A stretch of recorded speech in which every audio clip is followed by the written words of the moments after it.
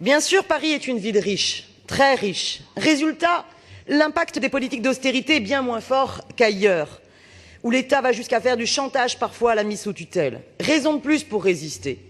En ne résistant pas, vous vous faites complice de l'asphyxie de l'ensemble des collectivités de France. La contribution de la ville au fonds de péréquation atteignant quasi l'équivalent du montant des dotations de l'État, la ville doit donc dorénavant quasi autofinancer seule ses politiques publiques. Résultat, la ville court vers de nouvelles recettes. Poursuite de la vente du patrimoine, hausse des tarifs du stationnement, course à la pub sur les édifices religieux que vous dénonciez auparavant sur les monuments historiques, fermeture d'établissements et de services publics et bientôt la privatisation de la verbalisation du stationnement. Mais vous restez des pros de la com, du tout va bien. L'exécutif en vient même à se féliciter d'une baisse constatée des dépenses sociales et d'une hausse enregistrée des recettes liées à la fiscalité immobilière. Les deux sont en effet liés, mais de la pire façon. La cherté de la vie parisienne avec ses loyers élevés continue d'aggraver l'exode hors de Paris des couches populaires et moyennes du salariat. La spéculation immobilière chasse de Paris les plus pauvres et rend flou en même temps les caisses de la ville. Il n'y a pas de quoi s'en enorgueillir. À moins que vous pensiez qu'il faille féliciter Neuilly de son faible taux de chômage. Vous le savez très bien qu'il n'en est rien. Concernant les investissements dont vous êtes si fiers, je maintiens que la ville de Paris pourrait faire bien plus.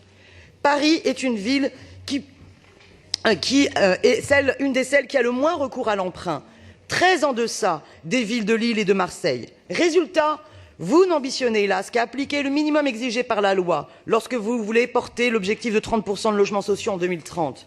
Pour l'heure, l'ensemble des services publics et administrations craquent sous les effectifs. Les stratégies dites de redéploiement de postes et une précarité très loin d'être résorbée. La souffrance au travail progresse terriblement dans l'ensemble des services publics de la ville de Paris. Alors, quant aux collègues du groupe Les Républicains, quel crédit accorder à vos critiques? Quelle balle des hypocrites! Vos 7 candidats à la primaire défendent tous peu ou prou une baisse d'au moins 20% des dotations de l'État aux collectivités locales. Imaginez les conséquences pour la capitale, totalement contradictoires avec les besoins sans cesse réaffirmés par les Parisiennes et les Parisiens d'avoir accès à, au contraire, plus de services publics. Et chers collègues de la majorité, vous qui ne cessez de vanter qu'Anne Hidalgo incarnerait une gauche bien différente de celle du gouvernement, prenez conscience de la réalité. Ne voyez-vous pas la pente clairement libérale qui, hélas, en ce moment, est en train d'être prise? Au moment où votre majorité décide d'accentuer le matraquage publicitaire des églises aux autolibes, privatise le stationnement et veut farouchement imposer les 12 dimanches ouvrés maximum prévus par la loi Macron. En décembre prochain, je voterai de nouveau contre le budget et vous feriez bien d'en faire de même. Et vivement 2017 que nos bulletins de vote nous permettent l'insoumission à l'austérité et ces réformes structurelles que nous impose Bruxelles et auxquelles le gouvernement et la municipalité parisienne se soumettent. Je vous remercie.